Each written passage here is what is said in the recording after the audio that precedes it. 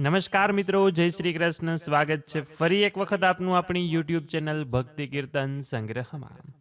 મિત્રો, આજના આ વિડીયોમાં આપણે પોષ મહિનાની અમાસ વિશે વાત કરવાના છીએ કે અમાસના દિવસે શું કરવું, શું ન કરવું જોઈએ, કયા કાર્યો કરવા, કયા કાર્યો ન કરવા, તથા પિતૃ શાંતિ માટે, પિતૃદોષમાંથી મુક્તિ મેળવવા માટે કયા ઉપાય કરવા જોઈએ. કેમ કે આ પોષ મહિનાની અમાસ એ આપણા પૂર્વજોને, આપણા પિતૃઓને સમર્પિત છે. તો અંત સુધી મારી સાથે જોડાયેલા રહેજો. વિડીયો પસંદ આવે તો લાઈક કરી તમારા મિત્રોને મોકલી, અમારી ચેનલમાં નવા હોય તો સબસ્ક્રાઇબ કરી દેજો કે જેથી આવનાર અવનવા વિડીયો આપ સૌને મળતા રહે. તો મિત્રો, પોષ માસ એટલે કે સૂર્યનારાયણ દેવને સમર્પિત એવો માસ કે જેમાં આપણે સૂર્યપૂજનનું ઘણું મહત્વ બતાવવામાં આવેલું છે. જ્યારે આપણે પોષ મહિનાના મહત્વ વિશે વાત કરી હતી ત્યારે આપણે તેના વિશે વિગતવાર જાણ્યું હતું કે આ પોષ મહિનામાં સૂર્યની શા માટે નિત્ય પૂજા કરવી જોઈએ, શા માટે નિત્ય અર્ઘ દેવું જોઈએ. તો હવે આ પોષ મહિનો પૂર્ણ થવા જઈ રહ્યો છે અને તેમાં સૌથી અંતિમ તિથિ આવે છે અમાવસ્યાની, અમાસની, કે જે આપણા પિતૃ દેવતાને ખાસ કરીને સમર્પિત છે. આખા માસમાં એકમાત્ર જ એવી અમાસની તિથિ છે કે જે આપણા પિતરો સ્વર્ગસ્થ થયા હોય તેમના સ્મરણ અર્થે આ તિથિમાં આપણે તેમને યાદ કરીએ છીએ, તેમના માટે કંઈક ને કંઈક કાર્ય કરીએ છીએ કે જેમાં શ્રાદ્ધ કર્મ, પિંડદાન, તર્પણ, દાન, પુણ્ય આદિ કરી શકીએ છીએ કે જેનાથી આપણને તેમના આશીર્વાદ મળે છે અને આપણને પિતૃ ઋણમાંથી મુક્તિ પણ મળી શકે છે. અમાવસ્યાની આ તિથિ દરમિયાન ગંગા સ્નાનને સૌથી ઉત્તમ ગણવામાં આવ્યું છે. આપણે બધાય એવી રીતે વાત કરતા હોય કે ગંગા સ્નાન કરવાથી આપણા પાપ ધોવાઈ જાય, પરંતુ આ અધૂરું સત્ય છે. ગંગા સ્નાન કરવાથી કરેલા પાપ ધોવાય નહીં, પરંતુ પાપ કરવાની જે મનોવૃત્તિ આપણા હૃદયમાં હોય, આપણા મનમાં હોય, તે ધોવાઈ જાય છે અને પછી આપણા મનમાં પવિત્રતા ઉદ્ભવે છે. બાકી કરેલા કર્મનું ફળ તો દરેકને ભોગવવું જ પડે છે. જે પાપ કર્યા હશે તેનું ફળ અવશ્ય ભોગવવું જ પડે છે. આ પોષ મહિનાની અમાસ એ મૌની અમાસ તરીકે ઓળખાય છે કે જેમાં આજનો આખો દિવસ મૌન વ્રત ધારણ કરવાનું હોય છે.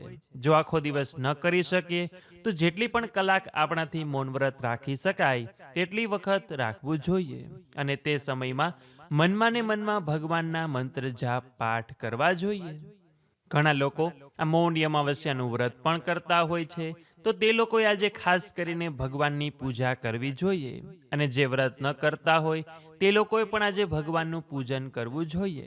આજે લક્ષ્મીનારાયણનું પૂજન થાય છે, ભગવાન શિવનું પણ પૂજન થાય છે.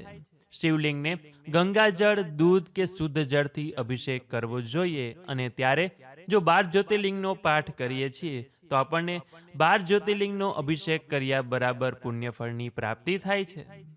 જો આપણે આજના દિવસે લક્ષ્મીનારાયણનું પૂજન કરતા હોય તો ભગવાનને જો તુલસી પત્ર અર્પણ કરીએ છીએ તો ભગવાનના આશીર્વાદ આપણા ઉપર હંમેશને માટે બની રહે છે.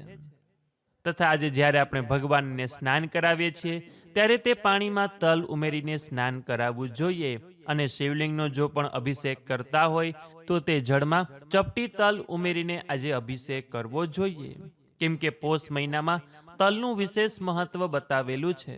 એટલે જો આપણે આજે ભગવાનની પૂજામાં તલનો ઉપયોગ કરીએ છીએ તો તે આપણને વિશેષ ફળ આપનારું બને છે. તથા ભગવાનને જો આપણે કંઈ પ્રસાદ ધરાવીએ તો તેમાં પણ તલનો ઉપયોગ કરવો જોઈએ. એ સિવાય પીપળાનું વૃક્ષ છે કે જે સર્વદેવમય છે, એટલે કે તેમાં ત્રિદેવનો વાસ છે. સાથે સાથે આપણા પૂર્વજો, આપણા પિતૃદેવનો પણ વાસ માનવામાં આવ્યો છે.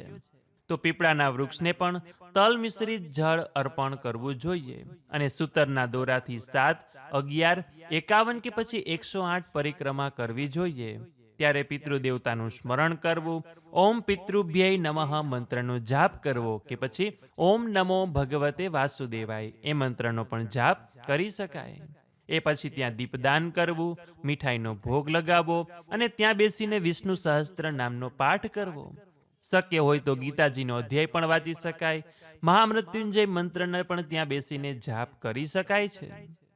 એ સિવાય આજે તુલસી માતાની સેવા કરવી, સાંજે તુલસી ક્યારે દીવો કરવો, દીપદાન કરવું, તેની પણ પ્રદક્ષિણા કરી શકાય. ગાય માતાની સેવા કરવી, પશુ પક્ષીને દાણાચળની વ્યવસ્થા કરી દેવી, તથા આપણા પિતૃ નિમિત્તે પણ આપણે સુપાત્ર બ્રાહ્મણોને દાન દક્ષિણા આપી શકીએ છીએ, અથવા તો જરૂરિયાતમંદને જે કંઈ આવશ્યકતા હોય તે વસ્તુનું આપણે તેને દાન કરી શકીએ છીએ. અમાસની તિથિ એ બહુચર માતાજીને પણ સમર્પિત છે, એટલે ઘણા લોકો બહુચરમાના વ્રત પણ કરતા હોય છે કે જેમાં 3 અમાસનું વ્રત કરવામાં આવે છે. અને આ અમાવસ્યાનું વ્રત એ મોક્ષ આપનાર ગણવામાં આવ્યું છે.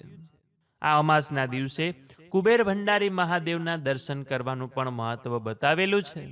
કહેવાય છે કે અમાવસ્યાના દિવસે જે લોકો કુબેર ભંડારી મહાદેવના દર્શન કરે છે અને તેમની સમક્ષ જે પણ કંઈ મનોકામના વ્યક્ત કરે છે, જો તેને ધનની કમી હોય, ગરીબી ભોગવવી પડતી હોય, મહેનત કરવા છતાં પણ પૂરતું મળતું ન હોય, તો કુબેર ભંડારી મહાદેવના દર્શન કરવાથી તે દરેક સમસ્યામાંથી આપણને મુક્તિ મળી શકે છે. આજે ખાસ કરીને સાંજે પાણીયારે અથવા તો જ્યાં પણ ક્યાંય આપણે પાણીનું માટલું રાખતા હોય ત્યાં દીપદાન કરવો જોઈએ, કે જે આપણા પિતૃઓ માટે દીવો કરવામાં આવે છે, કે જેનાથી આપણા પિતૃદેવતાની કૃપા મળે છે.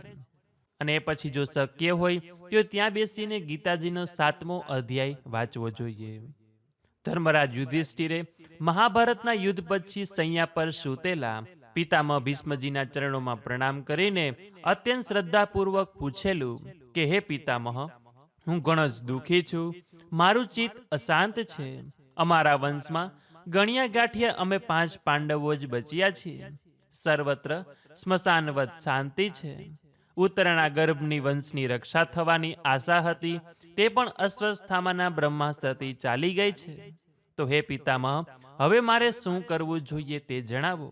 ત્યારે ભીષ્મ પિતામહે દ્રૌપદી, સુભદ્રાજી અને ઉત્તરાને અમાવસ્યાનું વ્રત કરવાનું કહ્યું હતું, અને તે વ્રતથી ઉત્તરાના ગર્ભની ફરી રક્ષા થઈ હતી અને વંશ પહેલો વધ્યો હતો.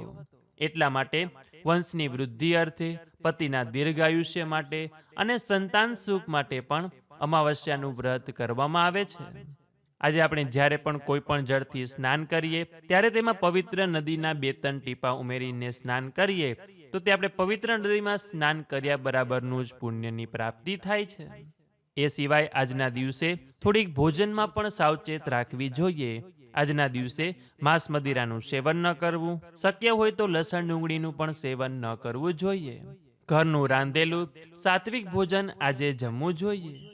એટલે આવી રીતે અમાવસ્યાનો દિવસ ભારે ભલે કહેવાતો હોય, પરંતુ જો આપણે આજના દિવસે ધાર્મિક કાર્યો કરીશું, પિતૃ નિમિત્તે કાર્યો કરીશું, દાન પુણ્યના કાર્ય કરીશું, તો આ ભારે દિવસનો પણ આપણે ઘણું બધું પુણ્યફળ પ્રાપ્ત કરી શકીશું.